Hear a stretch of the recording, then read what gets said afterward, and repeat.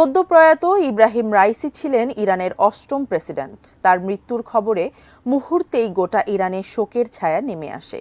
ইরানের জনগণ এই দিন তাদের নেতার বিদায়ের খবরে রাস্তায় নেমে শোক পালন করেন, যা রাজনীতির ইতিহাসে বেশ বিরল।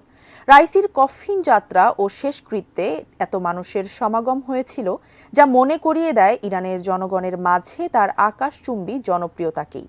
কিন্তু ইব্রাহিম রাইসি কিভাবে এত জনপ্রিয় হয়ে উঠেছিলেন জনসাধারণের কাছে, জানাচ্ছেন ইমতিয়াজ আলম।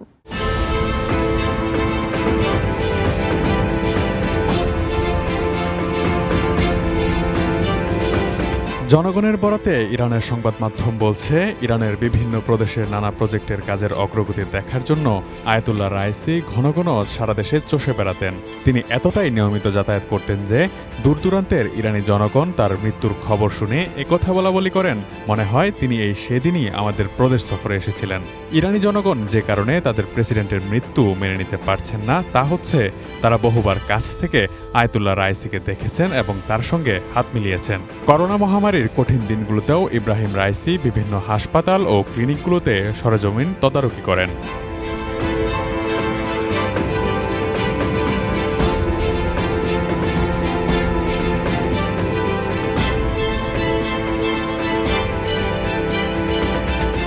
ইব্রাহিম রাইসি ছিলেন একজন জনপ্রিয় নেতা।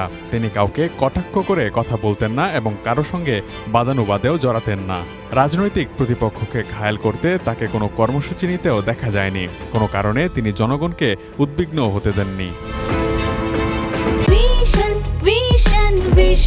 100% কপার কন্ডেন্সারে তৈরি ভিশন ফ্রিজ, তাই গুণে মানে অটুট থাকে বছরের পর বছর।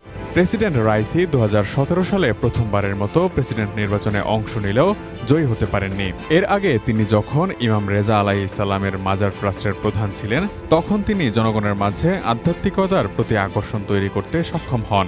2017 সালের প্রেসিডেন্ট নির্বাচনে অংশগ্রহণ করে পরাজিত হওয়া সত্ত্বেও তিনি জনগণের মধ্যে ধর্মীয় মূল্যবোধ ও ধার্মিকতার প্রসার ঘটাতে সক্ষম হয়েছিলেন।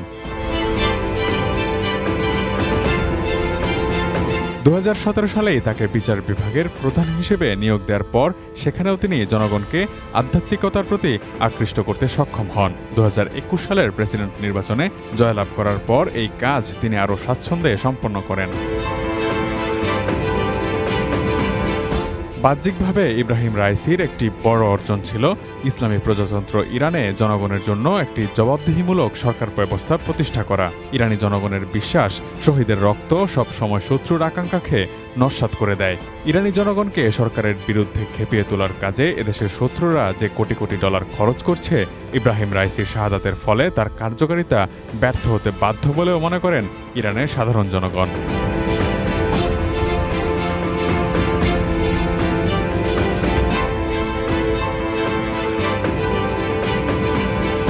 Imtiaz Alam, desk report, ATN news.